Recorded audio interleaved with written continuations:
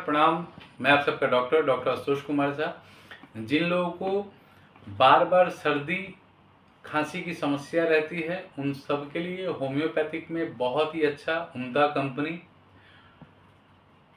Homeo herbal कफ mixture syrup 2 चम्मच दिन भर में 3 बार, बहुत ही अच्छी दवा है, बहुत ही उम्दा दवा है, बहुत ही अच्छी कंपनी है। उसका प्रयोग करें, बहुत ही अच्छा रिजल्ट है।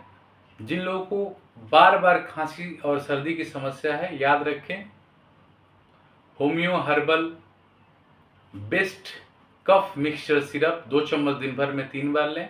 बहुत ही अच्छा रिजल्ट है। धन्यवाद, नमस्कार, प्रणाम।